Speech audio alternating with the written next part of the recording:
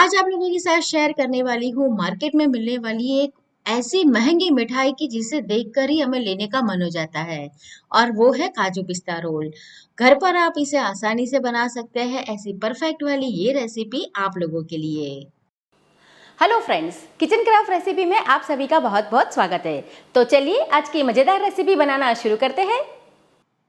Market जैसे काजू पिस्ता रोल घर पे बनाने के लिए 300 ग्राम काजू लिए हैं। आप चाहे तो टुकड़ा काजू भी ले सकते हैं। 300 ग्राम चीनी और 100 ग्राम हमें लेना है मिल्क पाउडर। और 50 ग्राम मैंने लिए है पिस्ता, जिसे मैंने हल्के गुनगुने पानी के अंदर आधा घंटे पहले भिगोकर छोड़ दिया था, ताकि इसके जो छिलके हैं ना हम आसानी से निकाल पाए। अब हमें काजू को ग्राइंड करना है, तो उसके लिए मिक्सर जार में काजू को हम ग्राइंड कर लेंगे, लेकिन आधे काजू डालेंगे। क्वांटिटी ज्यादा एक साथ ना डालें, नहीं तो मिक्सर आपका ज्यादा गर्म हो जाएगा और काजू ऑयल रिलीज करेगा। तो मिक्सर को आपको इस तरह से पल्स मोड के ऊपर चलाना है। तो मिक्सर को रुक रुक कर चलाएंगे, जिससे काजू आपके बहुत बढ़िया से ग्राइंड हो जाए, लेकिन उसमें से तेल ना निकले। अब क्या करेंगे, कोई भी टुकड़ा बड़ा अगर रह गया है तो वो आसानी से अलग हो जाए, इसके लिए इसे हमें छान लेना है। और आप जब भी काजू ले, तो अगर फ्रीज में रखे हुए काजू है तो इसे 2 घंटे पहले निकाल कर बाहर रख दीजिए। फ्रीज वाले जो काजू रहते हैं ना, अगर आप उसे मिक्सर जार में डालकर तुरंत ही ग्राइंड करेंगे तो वो अपना पानी छोड़ेंगे और आपके काजू के अंदर थोड़ा सा ऑयल भी रिलीज होगा। तो काजू को आप रूम टेम्परेचर पर रखें और फिर उसे ग्राइंड करें। तो इस तरह से मैंने देखिए इसे छान लिया है। और थोड़ा सा बड़ा वाला जो ये हिस्सा है ना, उसे हम जब दूसरी बार काजू ग्राइंड करेंगे तो उसके साथ डाल देंगे, और दोबारा भी हमें सेम वही प्रोसेस करनी है। तो देखिए मैंने 300 ग्राम काजू थे, तो मैंने दो पार्ट में इसे ग्राइंड किया है। अगर आप ज्यादा क्वांटिटी में बना रहे हैं तो काजू को एक साथ कभी ना चलाएं, नहीं तो क्या होगा कि नीचे वाला जो हिस्सा है ना वो ज्यादा ग्राइंड हो जाएगा और उसमें से तेल निकलने लगेगा। तो जब काजू ग्राइंड करें तो ये बात का आपको खास ध्यान देना है। वैसे ये बनाना बहुत आसान है, एक बार आप इसे बना लेंगे तो आपको आइडिया आ जाएगा। तो देखिए मैंने इसे छान लिया है। अब क्या करेंगे, इसके अंदर जो मिल्क पाउडर था ना वो हम डाल देंगे। आप कोई भी ब्रांड का मिल्क पाउडर ले सकते हैं, इससे बहुत बढ़िया हमारा जो काजू पिस्ता रोल है ना उसका टेक्सचर आ जाएगा। तो इसको मिलाकर हम साइड में छोड़ देंगे। तो देखिए मार्केट में त्योहार आने पर बहुत बढ़िया सी मिठाइयाँ जब हम जाते हैं तो देखने मिल जाती है, और हमें देखकर तुरंत लेने का मन भी करता है, लेकिन वो कई दिनों पहले बनाई जाती है। तो घर पर आप आसानी से इसे बनाइए। अब जो पिस्ता है, तो उसको हम उसके छिलके निकाल कर फिर मिक्सर जार के अंदर ग्राइंड कर लेंगे। छिलके निकालने से क्या होगा कि बहुत बढ़िया अंदर का जो कलर है ना वो दिखेगा। तो छिलके आप निकाल दीजिए। तो सारे छिलके निकालने के बाद मिक्सर जार में मैंने इसे ग्राइंड किया है। और जब आप इसे ग्राइंड करें तो पानी बिल्कुल भी ना डालें। और इसकी हमें फाइन पेस्ट नहीं चाहिए, जैसे हमने काजू किए थे ना वैसा नहीं चाहिए। अगर ये थोड़ा सा दरदरा भी रहता है तो भी चलेगा। अब हम तैयार करेंगे चाशनी। तो यहाँ पर हमें एक तार वाली चाशनी चाहिए। तो चीनी जो है उसके अंदर हम 3/4 कप पानी डाल देंगे। 300 ग्राम चीनी है और उसमें 3/4 कप पानी जाएगा। तो जब तक हमारी चीनी अच्छे से घुल नहीं जाती तब तक गैस की फ्लेम को हमें स्लो रखना है। और इस तरह से चलाते जाना है ताकि जो चीनी है ना वो जल्दी से मेल्ट हो जाए।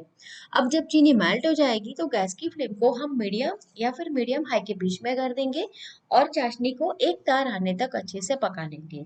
देखिए सबसे बड़ी गड़बड़ यही हो जाती है कि चाशनी जो है ना वो अगर आपकी एक तार वाली नहीं बनेगी तो आपकी जो काजू पिस्ता रोल है वो थोड़ी सी चिपचिपी बनेगी, बढ़िया वाला टेक्सचर नहीं आएगा।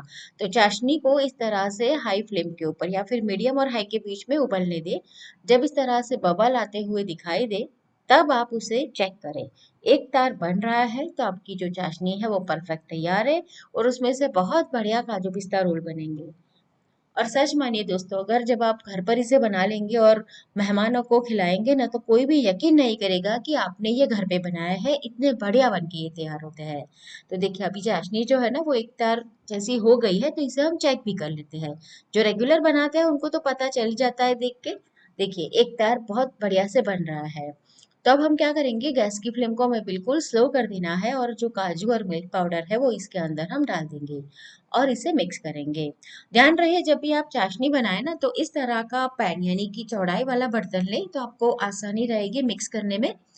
और भारी तलिए वाला भी होना चाहिए साथ में, क्योंकि काजू जो है ना वो जल्दी से नीचे चिपकता है। तो अगर वो नीचे चिपक गया तो उसका जो टेस्ट है और कलर है दोनों बिगड़ जाएगा। तो आपको ये बात पर भी ध्यान देना है कि आप थोड़ी सी भारी तलिए वाली पैन लीजिए या फिर नॉन स्टिक ले लीजिए। तो यहाँ पर मैंने नॉन स्टिक ले लिया है।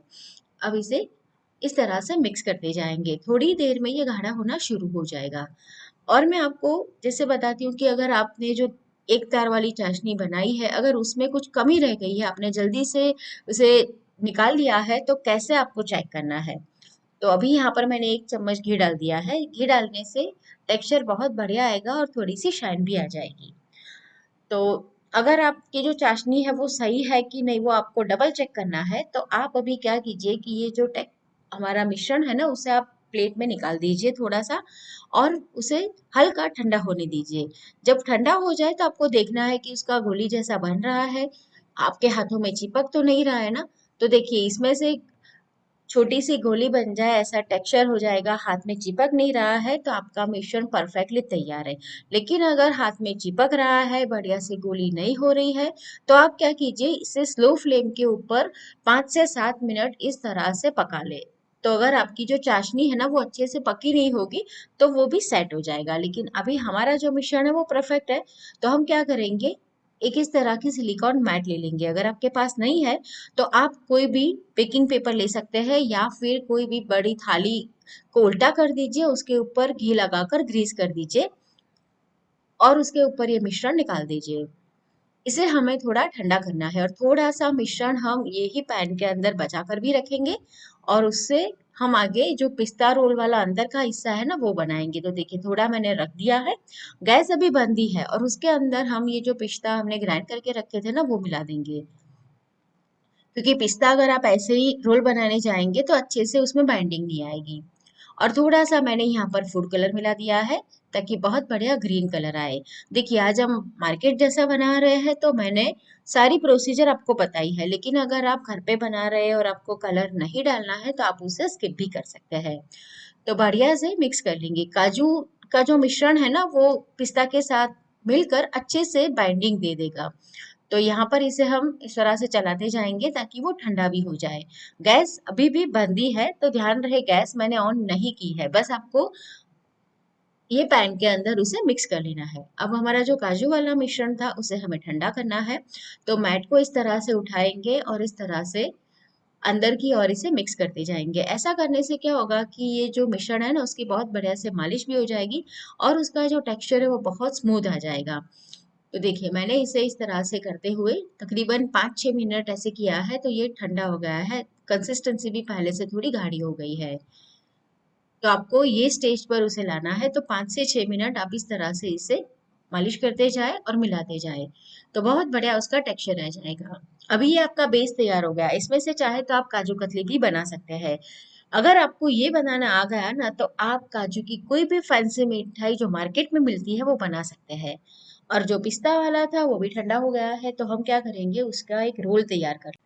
मैंने आपको स्टेप बाय स्टेप सारी रेसिपी बताई है। अगर आप पहली बार भी बना रहे हैं, तो सारे टिप्स और ट्रिक्स मैंने सभी बता दिए हैं, ताकि कहीं पर भी आपसे कुछ भी गलती ना हो।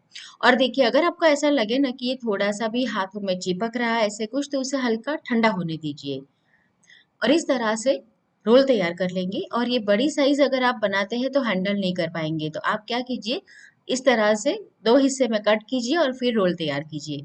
तो यहाँ पर तो मैंने सिलिकॉन मैट ली है, उसमें घी लगा दिया है, तो ये चिपक नहीं रहा है। लेकिन अगर आपके पास ऐसा नहीं है, तो आप प्लेटफॉर्म के ऊपर भी साफ करके घी लगाकर ये प्रोसेस कर सकते हैं। अब जो काजू का मिश्रण था उसमें से भी हम 2 पार्ट कर लेंगे, और एक पार्ट को हमें थोड़ा सा रेक्टेंगल शेप में ही बेल कर तैयार करना है।